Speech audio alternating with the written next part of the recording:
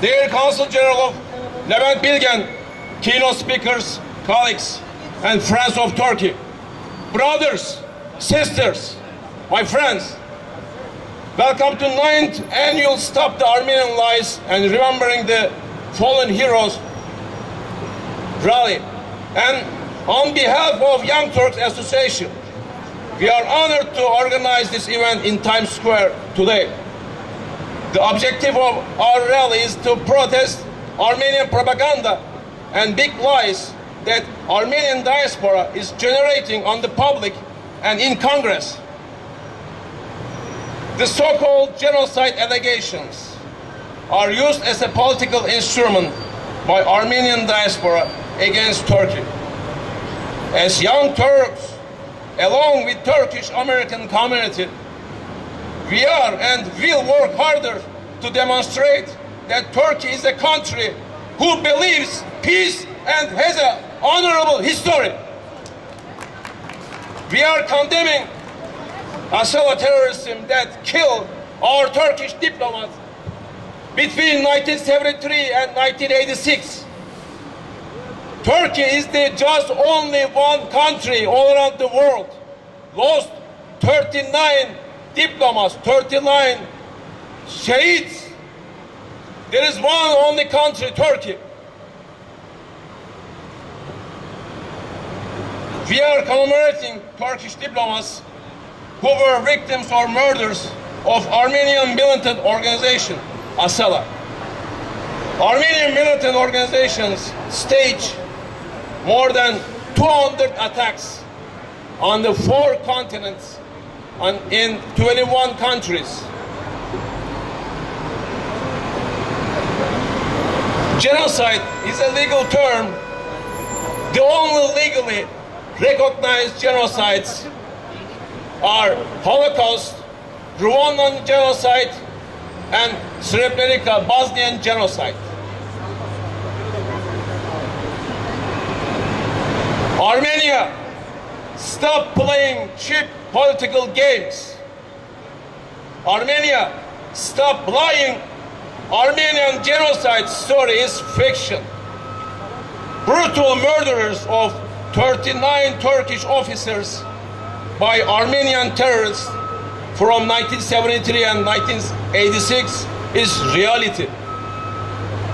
So-called Armenian genocide is a lie of the century. No more lies! No more lies! No more lies! Let me see your flags! Let me see your flags! Raise up the flags! Raise up the flags! No more lies!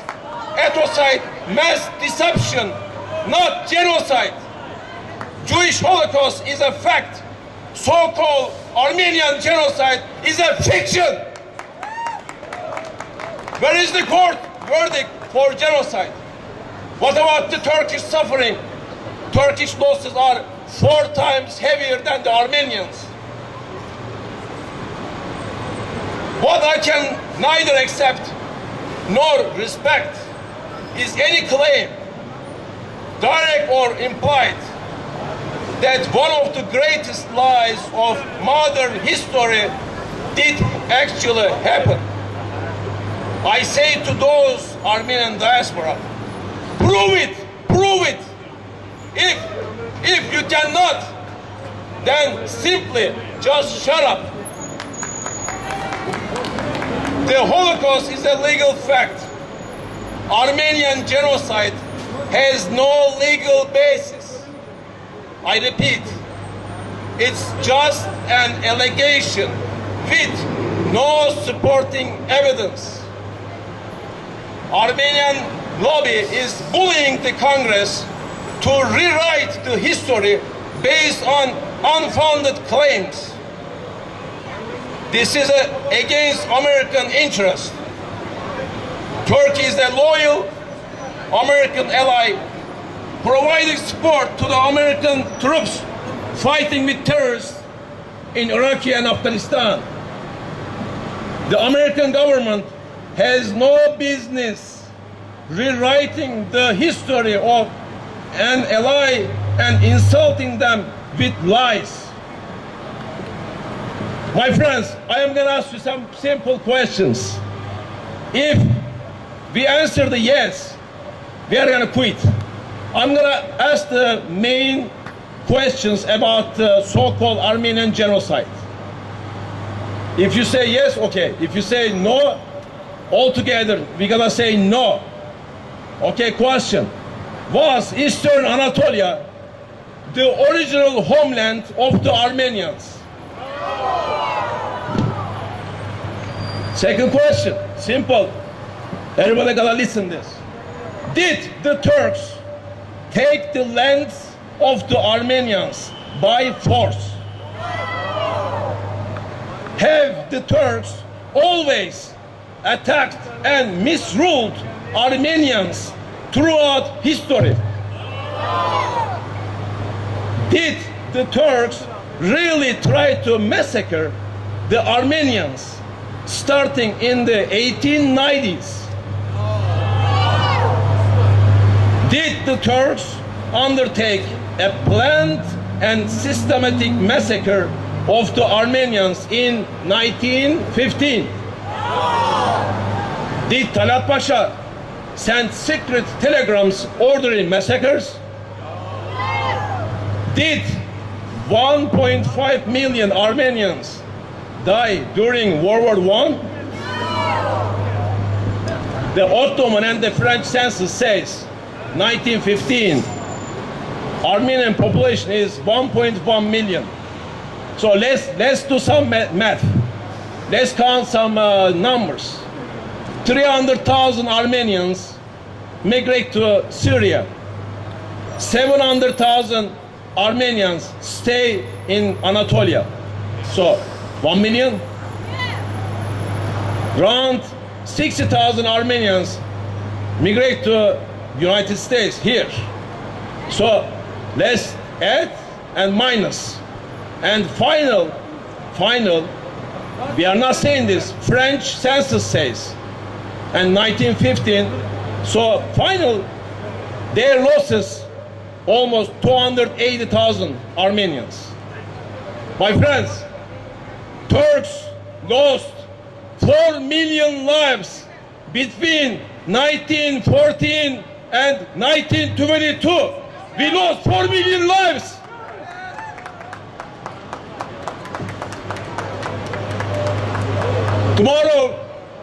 Tomorrow, that's the 29th anniversary of the assassination of the Turkish diplomat in Tehran, Iran. April 28, 1984, the Armenian terrorist organization killed Işık Gönder, who works in the Turkish Ateşi. My friends, we haven't created any terrorist organization kill the Armenians. We lost the lives. And there is one thing, we believe that. I'm the president of the Young Turks. I see you guys from the Turkish American community. I got the visitor over here. I got the guest over here. But there is one thing, one important thing. U.S. Congress and Senate and the media cannot judge you, me. We cannot talk about it deeply. But let the history to the historians. I'm going to invite you, Mr. Michael Günther. He's a professor at the Tennessee Technical University at the Political Science Department. But one more thing. This one, I cannot say in English.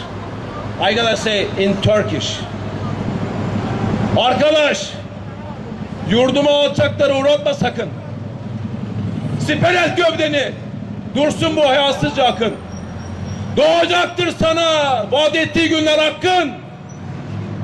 Kim bilir, belki yarın, belki yarından da yakın.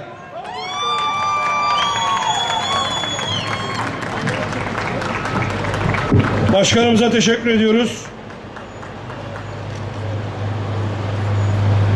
Mr. Michael Günther, the Tennessee Tech University Political Science Professor.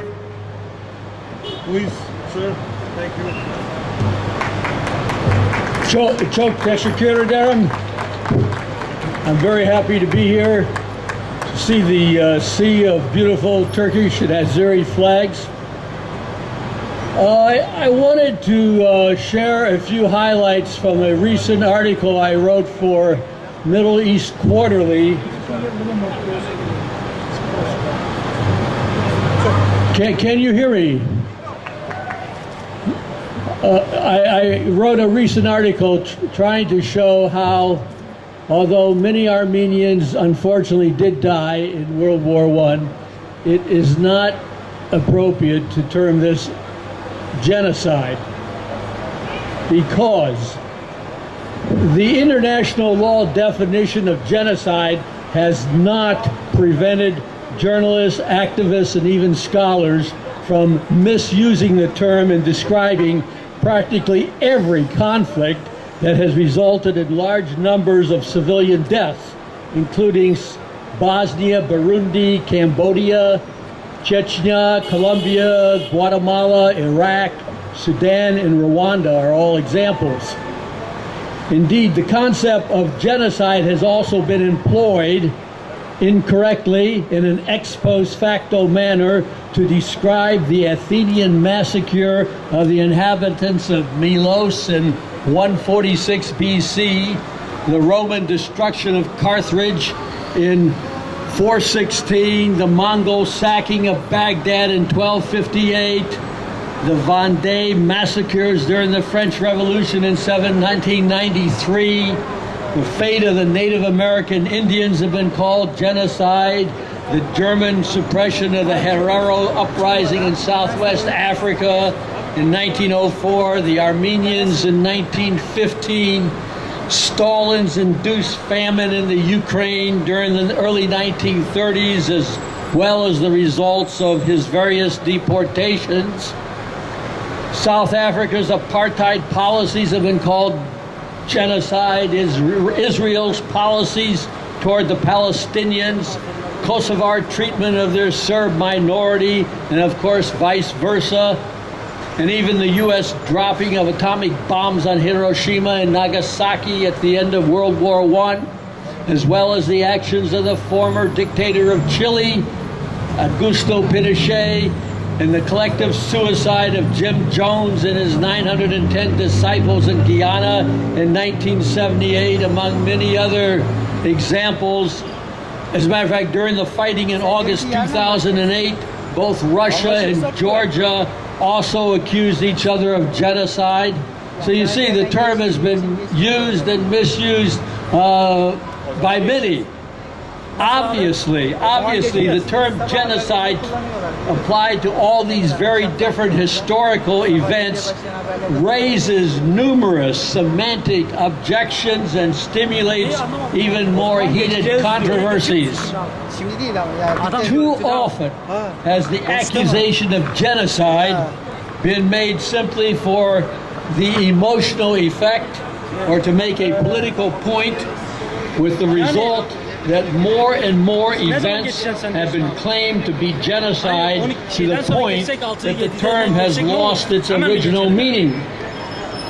Whether use of the term genocide is justified or not, the word aims to strike our imagination, awaken our moral conscience, and mobilize public opinion on behalf of the victims. Under these circumstances, anyone daring to suggest that what is going on is not really genocide is immediately accused of weakness or sympathizing with the aggressors. Thus, the term genocide has been used as a propaganda tool by becoming the hinge for venomous rhetoric against a sworn enemy.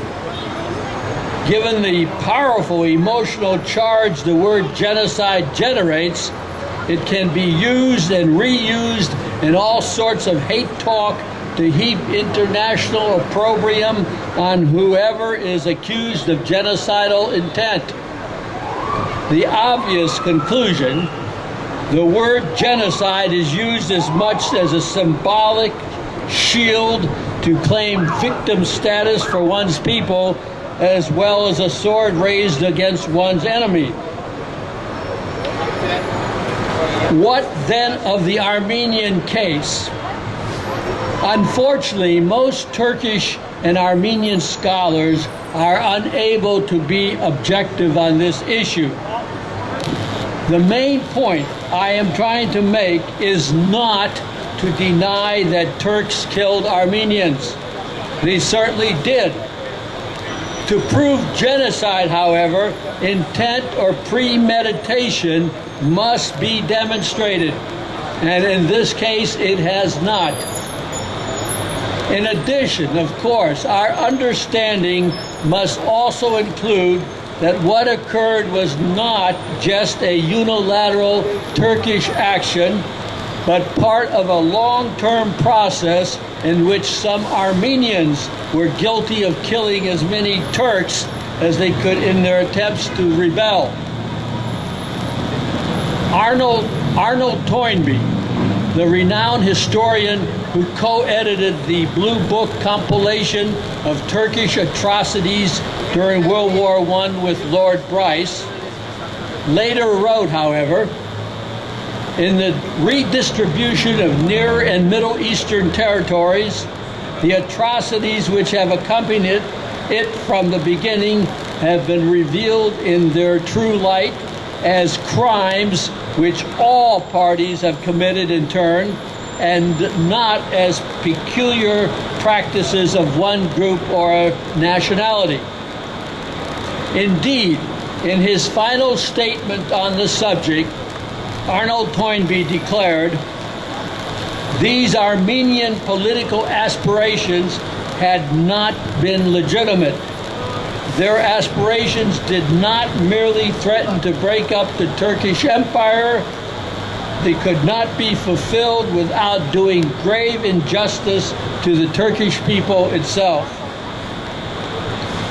In addition, Admiral Mark Bristol, the U.S. High Commissioner and then ambassador to Turkey during World War I, wrote in a long cable to the U.S. State Department in 1920, "Well, the Turks were all that people said they were. The other side of the coin was obscured by the flood of Greek and Armenian propaganda, painting the Turks as completely inhuman and undeserving of any consideration, while suppressing all facts in favor of the Turks and against the minorities." Why then do most scholars accept uncritically the Armenian version of these events and demonize those who object? Why do the Turks continue to maintain their innocence in the face of so much reputed evidence?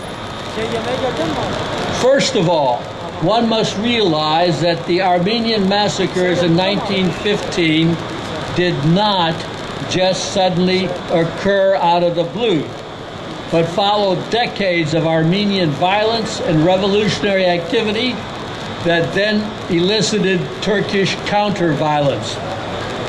There are many Turkish sources documenting these unfortunate events.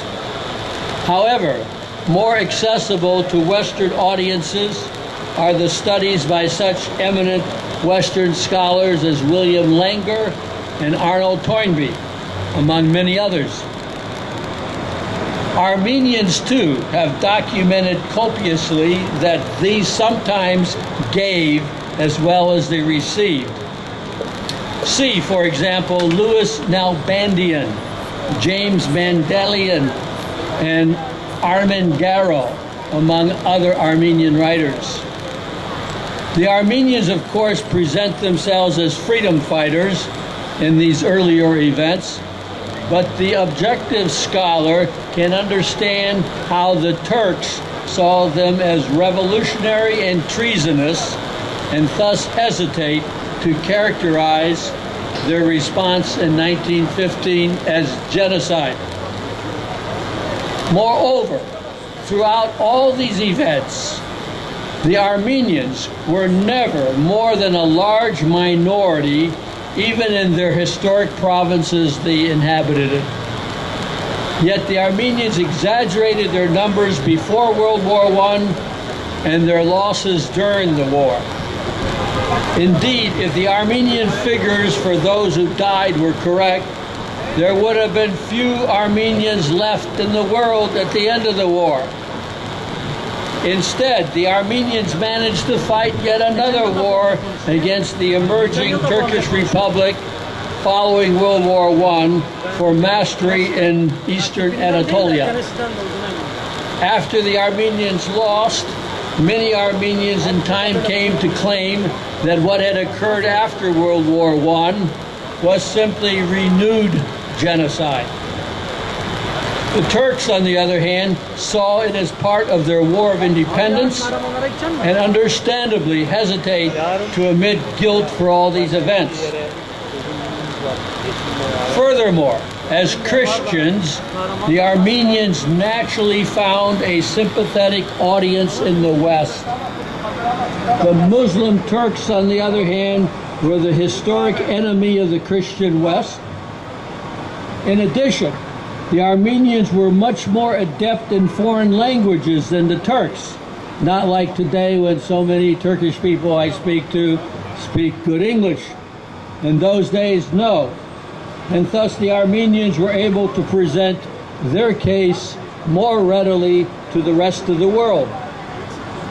When the events in question occurred, the Turks were again the enemy of the West and the object of Western propaganda and at times crude Orientalism. In conclusion, without denying the tragic massacres the Armenians suffered during World War I, it is also important to place them in their proper context. When this is done, the application of the term genocide to these tragic events is inappropriate because the Turkish actions were neither unilateral nor premeditated. Rather, what happened to the Armenians was part of a long continuing process that actually started at least back with the Russo-Turkish War in 1877. In this war, the Russian victory led to ethnic cleansing of Muslims from the Balkans and the removal of many surviving Muslims to Anatolia, where relations with the indigenous Christian Armenians suffered. In addition, the Armenian Patriarch Nurses, an Ottoman citizen and one of the leaders of the Armenian Millet, entered into treasonous negotiations with the victorious Russians with an eye to achieving Armenian autonomy or even independence. However, nowhere in the land claimed by the Armenians from the Ottomans were the Armenians anywhere near a majority. Still, some Armenians continued to agitate, using terror to provoke retaliation that they hoped would be followed by European intervention. In August 1896, for example, Armenian terrorists struck the Ottoman Bank in Istanbul in a misguided attempt to force the Western powers to intervene on their behalf. When World War I broke out, some Armenians supported the Russian enemy. Armen Garo, an Armenian member of the Ottoman Parliament, joined the Armenian volunteers serving under the Russian army against the Ottomans. As the testimony of Hovhannes Kachachnuni, the first prime minister of Armenia after World War I, makes clear, this is the Armenian prime minister himself, saying that some Armenians killed as many Turks as they could in a misguided attempt to strike for independence. As for the Armenian contention that the huge loss of Armenian lives illustrates premeditation, what then should be said about the enormous loss of Turkish lives among civilians, soldiers, and prisoners of war. Were these Turkish deaths also genocide, or rather due to sheer incompetence, neglect, starvation, and disease? Even so, the Armenian communities in such large Western cities as Istanbul and Izmir were largely spared deportation, probably because they were not in a position to aid the invading Russians like those Armenians who were deported in the East. Is it possible to imagine Hitler sparing any Jews in Berlin, Munich, or Cologne from his genocidal rampage for similar reasons?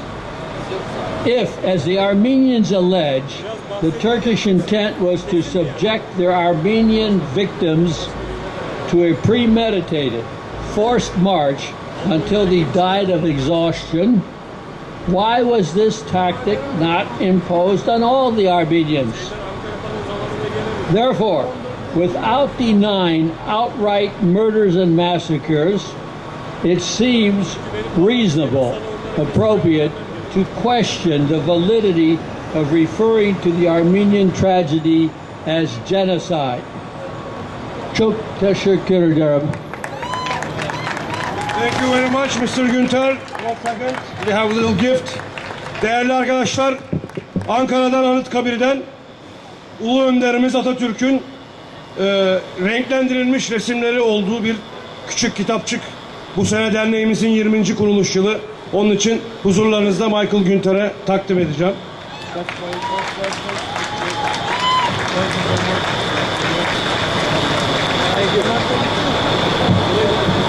Değerli arkadaşlar, maalesef daha önce de söyledim. Diyorlar ki Cenk her sene buradan şikayet ediyor.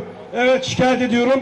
Çünkü rakılı dansözlü, şarkıcılı eğlencelere insanlar koşa koşa gidiyor.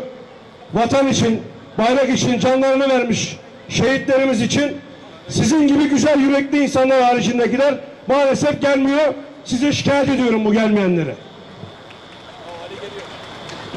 Buradan memleketimizin de manzarasına bakıyoruz. Memleketimizi de karıştırmak istiyorlar. Ama işte buradan gazeteci arkadaşlarımız, televizyoncu arkadaşlarımız, Türkiye'ye mesajımız olsun. Amerika'da sağcısı, solcusu, Alevisi, Sünnisi, Türk'ü, Laz'ı, Çerkes'i hep beraber bir arada şehitlerimizi anıyoruz. Her sene de anmaya devam edeceğiz. Şimdi bu vesileyle Türk-Amerikan Dernekleri Federasyonumuzun başkanı Sayın Ali Çınar'ı sahneye davet ediyorum.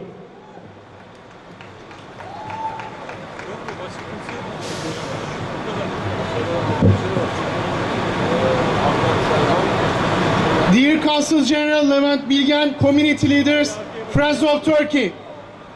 First of all, on behalf of Federation of Turkish American Association, we would like to thank you, Young Turks, to organize this event.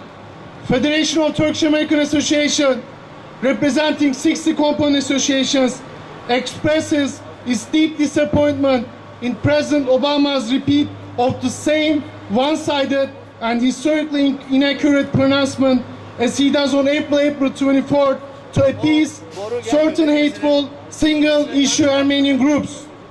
Federation will again send a package of books and documents to the White House in the hope that they will be read and in the office of the presidency is not used again for such dissemination of the half-truths. This brutal period of shared history, during which time innocent Ottoman Turks suffered even more losses, many at the hands of Armenians fighting under Russian uniforms, requires more reflection.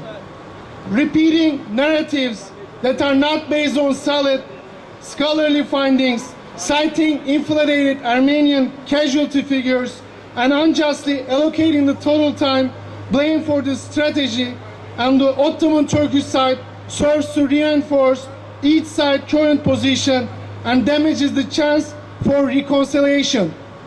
The tragedies of the 19th and 20th century inflicted on Ottoman populations as the empire was collapsing must not be forgotten. As we all see